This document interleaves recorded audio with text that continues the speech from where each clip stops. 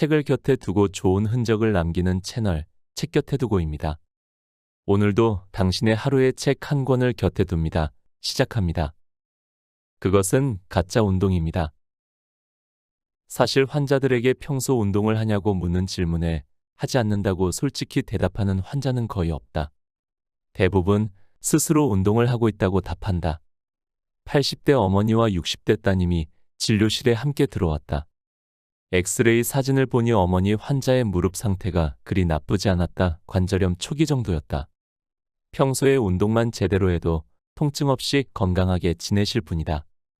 어머님, 운동은 좀 하세요? 그럼 내가 운동은 꾸준히 하지. 어머니 뒤에 서 있던 따님이 아니라며 고개를 젓는다. 예전 같으면 환자의 대답만 믿고 환자가 정말 운동을 하는 줄 알고 넘어갔다. 하지만 이제는 아니라는 것을 안다. 환자가 이야기하는 운동은 대부분 진짜 운동이 아니라 가짜 운동이다. 어떤 운동을 하시는데요? 어머님이 따님의 눈치를 보면서 말했다. 내가 농사를 짓는데 밭에 나가서 일해요. 그게 다 운동이지. 예상이 적중하는 순간이다. 일은 운동이 아니다. 오히려 일을 할 때는 관절에 좋지 않은 동작을 장시간 반복해야 하는 경우가 많다. 관절을 지키는 건강한 운동이 아니라 관절을 손상시키는 무리한 노동에 지나지 않는다. 평소에 운동 좀 하시나요? 라는 질문에 대부분의 환자들은 자신있게 그렇다고 답한다. 어떤 운동을 하시는데요? 라고 다시 물으면 자신감이 떨어진 목소리로 걷기 운동합니다라고 대답한다. 그럼 나는 마지막 질문에 들어간다. 걷기 운동이 일하면서 걷는 것을 이야기하는 건가요? 따로 시간을 내 운동하려고 마음먹고 걷는 건가요? 이쯤 되면 대부분 겸연쩍게 웃으며 대답한다. 맞아요. 일하면서 걸어요. 그게 운동이지요. 내가 얼마나 일을 많이 하는데. 특히 여성 환자들의 경우 운동이라고 가장 흔하게 착각하는 일상 행동 중 하나가 외출이나 쇼핑이다. 이에서 세 시간 걸었으니 운동으로 충분하다고 생각하는 것이다. 내가 진짜 걷기 운동을 하고 있는지 그저 의미 없이 걷고 있는 것인지 구분하는 쉬운 방법이 있다. 운동을 목적으로 운동화를 신고 나갔는지 생각해보면 된다. 발이 편안한 운동화를 신고 다리에 적당한 힘을 주고 무릎을 쭉 펴면서 리듬감 있게 걸었을 때 비로소 진짜 걷기 운동을 했다고 할 수 있다. 그저 무조건 걷기만 하는 것이 무릎에 좋다면 가장 좋은 직업은 많이 걷는 직업일 것이다. 하지만 진실은 그렇지 않다. 직업상 많이 걸을 수밖에 없다는 59세 남자 환자는 일을 마치고 집에 돌아왔을 때 매일 무릎이 화끈거리고 아픈 증상으로 병원을 찾았다. 물리치료를 받으러 갈 시간도 없어서 그저 참고 산다며 약을 먹으면 그나마 견딜만 하니 약 처방을 길게 해달라고 부탁했다. 엑스레이 검사 결과 무릎의 상태는 그리 나쁘지 않았다. 남성 환자인 터라 허벅지 근육도 어느 정도 있었다. 검사 결과를 모두 살펴본 뒤 환자의 보행 자세를 관찰했다. 역시나 터벅터벅 걷는 걸음걸이가 무릎 통증을 유발한 것으로 보였다. 바르게 걷는 자세를 알려드리니 이렇게 걷는 사람이 어디 있냐며 영 어색해하셨다. 2달 후 진료실에 들어오는 환자의 걸음걸이는 많이 자연스러워 보였다. 함께 병원을 방문한 아내분이 요즘은 일하고 들어와 무릎 아프다는 소리를 하지 않으니 너무 좋다고 전하며 더 이상 약도 먹지 않는다고 했다. 덧붙여 걸음걸이만 고쳐도 이렇게 좋아지는데 이런 방법을 왜 지금껏 다른 병원에서는 가르쳐 주지 않았는지 안타까워했다. 이처럼 걷기 운동은 참 좋은 운동이지만 잘못된 자세로 걸으면 오히려 독이 될 수 있다. 발이 아플 수도 있고 무릎이 아플 수도 허리나 목이 아플 수도 있다. 그렇다면 올바른 걷기 자세란 무엇일까? 첫째, 목과 등, 허리를 곧게 펴고 걷는다. 둘째, 무릎을 구부정하게 굽히지 않고 힘있게 쭉 펴면서 걷는다. 셋째, 발을 디딜 때 발 뒤꿈치부터 발 중앙부, 발가락 순으로 구르듯이 디디며 걷는다. 여러분은 오늘 걷기 운동을 했다고 자신 있게 말할 수 있는가? 정형외과 의사가 말하는 실생활 4가지 운동 방법. 첫 번째, 의자에 앉아서 다리 쭉 펴기. 허벅지 앞쪽 근육인 대퇴사두근을 강화할 수 있는 가장 쉬운 운동으로 무릎 통증을 호소하는 환자에게 가장 먼저 권하는 운동이기도 하다. 하루에 100번씩 실시하라고 이야기하곤 하는데 100이라는 숫자를 들은 환자들은 그렇게 많이 해야 하나요? 라며 깜짝 놀라곤 한다. 하지만 실제로 해보면 전혀 어렵지 않다. 무릎을 곧게 펴고 5초 버텼다 1초 쉬는 동작을 반복하면 600초, 딱 10분이다. 만약 100이라는 숫자가 부담스럽다면 처음부터 한 번에 끝내려 하지 말고 시간이 날 때마다 나눠 하는 것도 가능하다. 무엇보다 중요한 것은 정확히 그리고 정성껏 다리를 펴는 것이다. 횟수를 채우기 위해 대충 빨리 다리를 올렸다 내리면 이는 안 하니만 못하다. 무릎 관절은 정성을 들인 만큼 좋아진다. 이 운동의 가장 큰 장점은 시간이나 장소에 크게 구애받지 않는다는 것이다. TV를 보면서 사무실에 앉아서 혹은 걷기 운동을 하다 잠시 벤치에 앉아 다리만 들어올리면 된다. 특히 고령자일수록 다리를 들어올리는 힘이 약해져 넘어질 위험이 늘어난다. 다리를 끝까지 들어올렸을 때 발목을 몸쪽으로 당기면 정강이 힘도 함께 기를 수 있어 낙상 위험도 줄일 수 있다. 1. 허리를 곧게 펴 의자에 바르게 앉은 뒤 양손은 허벅지 위에 편안히 올려놓는다. 이 한쪽 다리를 무릎 높이까지 들어올린 뒤 무릎을 곧게 편다. 허벅지 안쪽에 단단히 힘이 들어간 것을 느끼며 5초간 유지한 후 다리를 내려 1초간 휴식한다. 좌우 각 100번씩 반복한다. 두 번째, 앉아서 오금으로 계란 깨기. 처음 이 운동을 시도하는 환자들은 쉽게 계란을 깰 수 있을 것이라 생각하지만 사실 성공하는 이는 거의 없다. 무릎 통증을 호소하는 이들은 서 있을 때도 무릎이 구부정하게 굽어 있다. 무릎이 아파 온전히 펴지 못하고 이를 방치해 굽은 무릎을 곧게 펴는 것이 점점 어려워지기 때문이다. 특히 이 운동은 서 있기 힘든 고령의 환자들도 쉽게 할 수 있는 무릎 관절 운동이니 꼭 실천하도록 하자. 사실 이 운동을 처음 시도하는 이들 중에는 무릎으로 바닥을 누르라는 요구 자체를 이해하지 못하는 경우가 많다. 무릎을 펴는 느낌을 잊어버렸기 때문이다. 그래서 오금 아래 계란을 놓은 뒤 무릎으로 눌러 실제 느낌을 경험해보는 것도 좋은 방법이다. 비닐봉지 안에 계란을 넣어 진행하면 계란이 깨져도 문제없으니 실천해보자. 계란을 대체할 수 있는 훌륭한 도구는 누르면 소리가 나는 작은 고무공이다. 또는 수건을 말아 오금 아래에 두는 것도 좋다. 무엇이 되었든 무릎을 쭉 펴 바닥을 누르다 보면 자연스레 대퇴사두근의 근력이 강화되고 무릎이 펴지는 효과를 얻을 수 있다. 요령을 파악했다면 수건이나 계란 같은 도구 없이도 할 수 있다. 1. 바닥에 앉아 양쪽 다리를 곧게 뻗은 상태에서 무릎 아래 계란이나 고무공, 돌돌만 수건을 놓는다. 이 무릎을 힘껏 펴 바닥을 누른다. 5초간 유지한 후 다리에 힘을 빼 1에서 2초간 휴식한다. 좌우 각 10에서 15회 3세트 반복한다. 세 번째, 투명의자 앉기 스쿼트. 스쿼트는 엉덩이와 허벅지의 근육을 키우기 위한 운동 끝판왕이라 불리기도 하지만 그만큼 난도가 꽤 높은 동작이다. 정확한 자세가 아니면 오히려 무릎이 아플 수 있고 근력이 없는 상태에서는 정확한 자세를 취하는 것 자체가 불가능하기 때문이다. 따라서 전문가에게 정확한 자세를 배울 수 있는 상황이 아니라면 다음에 소개한 것과 같이 더 쉽고 안전한 응용법을 실행하는 편이 더 낫다. 평소 바닥에 앉았다 일어나기 힘들거나 계단을 내려갈 때 난간을 붙잡아야 하는 사람에게 스쿼트는 매우 중요한 운동이다. 하지만 여기에 해당하는 사람들도 통증이 심한 급성기가 지난 다음에 해야 한다. 특히 스쿼트는 의자 등받이를 붙잡거나 벽에 기대는 등 운동 강도를 조절할 수 있으므로 반드시 자신의 수준에 맞는 동작을 실천한다.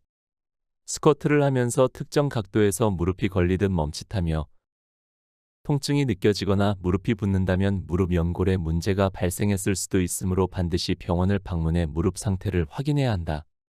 모든 것은 과요불급이다. 스쿼트가 아무리 좋은 운동이라 할지라도 통증을 무시하고 계속 반복하면 오히려 연골이 손상될 수 있으므로 반드시 주의한다. 1. 양발을 어깨 너비로 벌린 상태에서 의자 등받이를 가볍게 접고 바르게 선다. 이 마치 투명한 의자에 앉듯이 절반만 앉아 5초간 유지한 후 일어나 1에서 2초간 휴식한다. 10에서 15회 3세트 반복한다. 네 번째, 누워서 한 다리 들어 올리기. 하루 종일 바쁜 일상에 치여 도저히 운동을 할 시간이 나지 않는다면 자기 전 누워서 이 운동을 하는 것만으로도 하체 근력을 유지할 수 있다.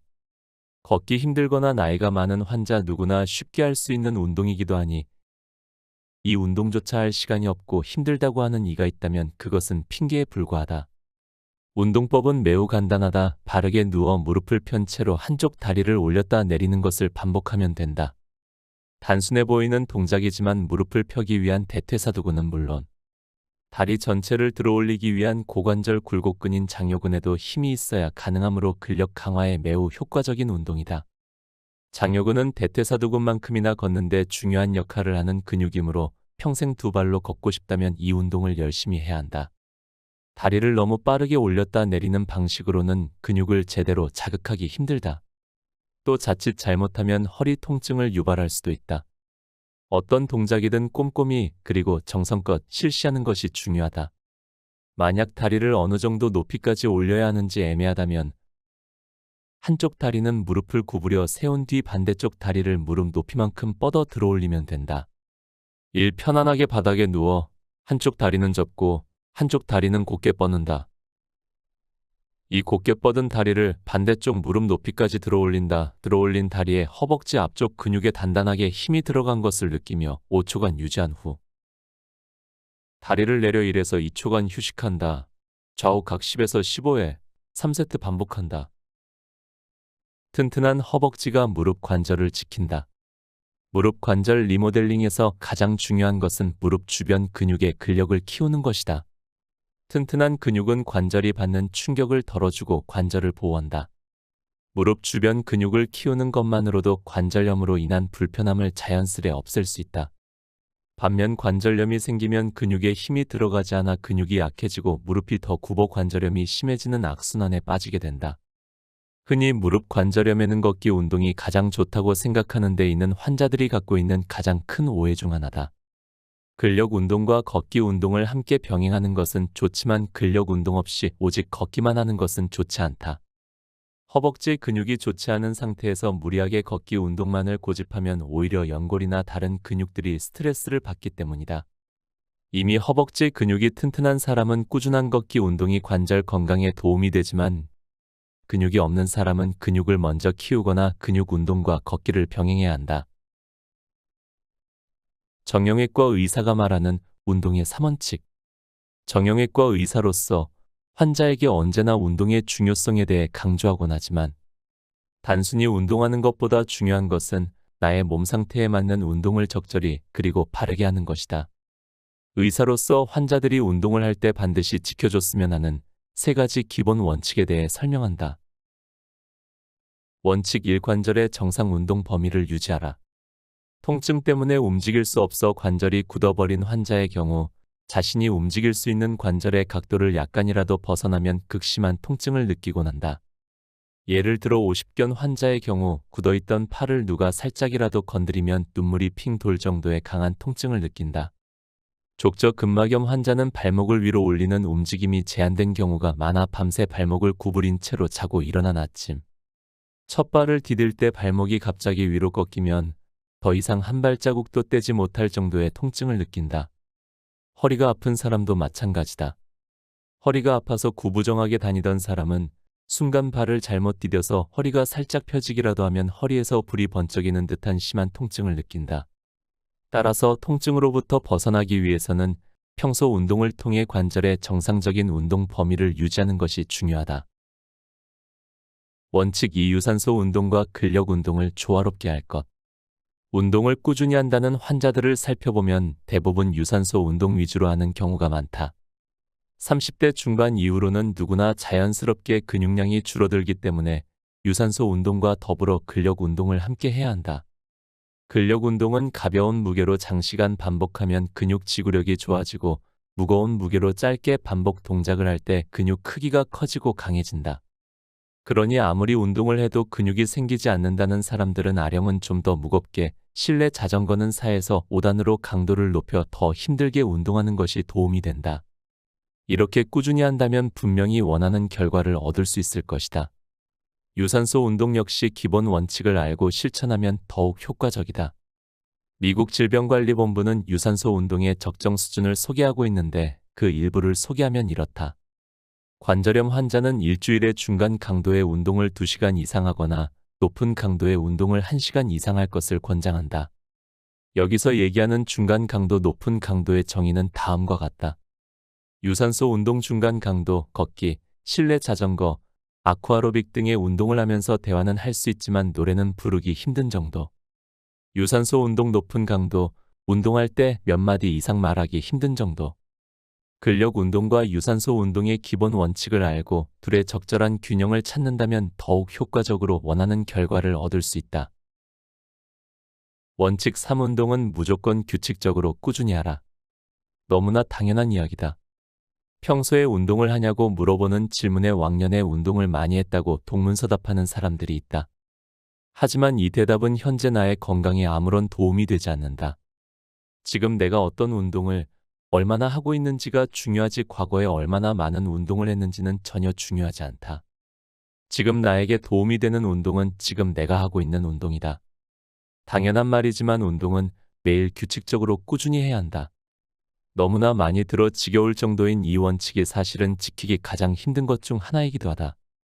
하지만 이토록 강조하는 이유는 나에게 꼭 맞는 적절한 운동을 꾸준히 하는 것만큼 건강에 도움이 되는 것은 없기 때문이다.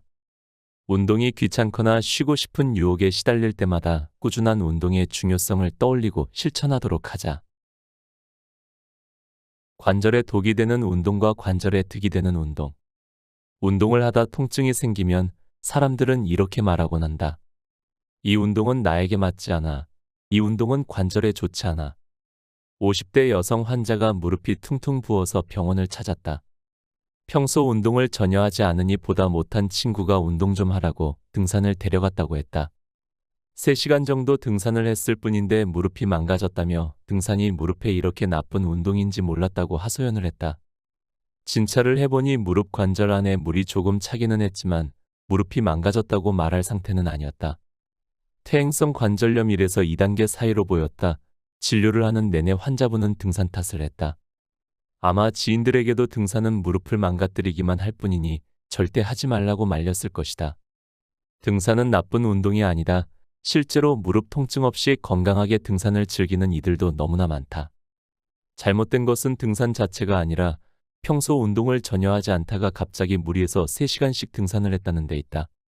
오랜 시간 등산할 수 있는 허벅지 근육이 준비되지 않았는데 평지도 아닌 산을 3시간씩이나 오르내렸으니 무릎에 탈이 생길 수밖에 없는 것이다. 물론 등산이 무릎 연골을 닳게 만들 수는 있다. 한 번은 등산로 관리가 직업인 60대 남성분이 병원을 찾아왔다. 무릎이 뻣뻣해서 병원에 갔더니 관절염이 심해 수술을 권유받았는데 혹시 수술을 피할 방법은 없는지 알아보고 싶다고 했다. 무릎이 많이 아프세요? 아니요, 별로 아프지는 않아요. 약간 아리는 정도예요. 그럼 수술하지 마세요. 하루에도 몇 번씩 온산을 오르내리는 것이 직업인 분에게는 등산이 무릎 관절염의 원인으로 작용할 수 있다. 실제로 이 환자분은 엑스레이 촬영 결과 수술이 필요할 정도로 관절 상태가 좋지 않았다. 하지만 그보다 중요한 것은 환자 본인이 통증을 크게 느끼지 못했다는 점이다. 왜? 등산으로 다리 근육이 상상할 수 없을 정도로 단련되어 있었으니까. 정형외과를 찾는 수많은 환자들을 운동을 기준 삼아 나눈다면 운동을 너무 많이 해서 아픈 경우와 운동을 너무 하지 않아 아픈 경우로 나눌 수 있을 것이다. 운동을 너무 많이 해서 아픈 사람들은 운동을 쉬라고 해도 쉬지 않는다. 그래서 계속 아프다. 반면 운동을 너무 안 해서 아픈 사람들은 운동을 하라고 해도 잘하지 않는다. 그래서 통증에서 벗어나지 못한다. 의사 입장에서는 두 부류의 환자를 섞어서 딱 반으로 나누면 좋겠지만 그럴 수 없어 안타까울 뿐이다. 달리기를 하다가 무릎이 아프면 앞으로 절대 달리기를 하면 안 되는 걸까? 연골이 더 망가지지 않도록 달리기 대신 다른 운동을 권하는 의사도 있다. 하지만 나는 무릎 연골 상태가 너무 나쁘지 않다면 잠시 쉬었다가 무릎 주변 근육을 강화한 후 다시 달리기를 시작해도 된다고 말한다. 관절만을 고려한다면 통증이 느껴질 때 운동을 그만두는 게 낫다. 예를 들어 허리가 아픈 사람은 축구나 격투기 같이 상대방과 충돌할 위험이 있는 운동을 피하는 게 좋다. 그러나 좋아하는 운동을 평생 안 하고 살 수는 없다. 어떤 사람에게 운동은 삶의 활력소일 수 있고 전신 건강은 물론 정신 건강까지 지켜주는 파수꾼 역할을 해주기도 한다. 결국 중요한 것은 아프지 않은 범위 내에서 스스로 조절하면서 하는 것이다. 안 해도 아플 수 있고 해도 아플 수 있는 게 운동이다.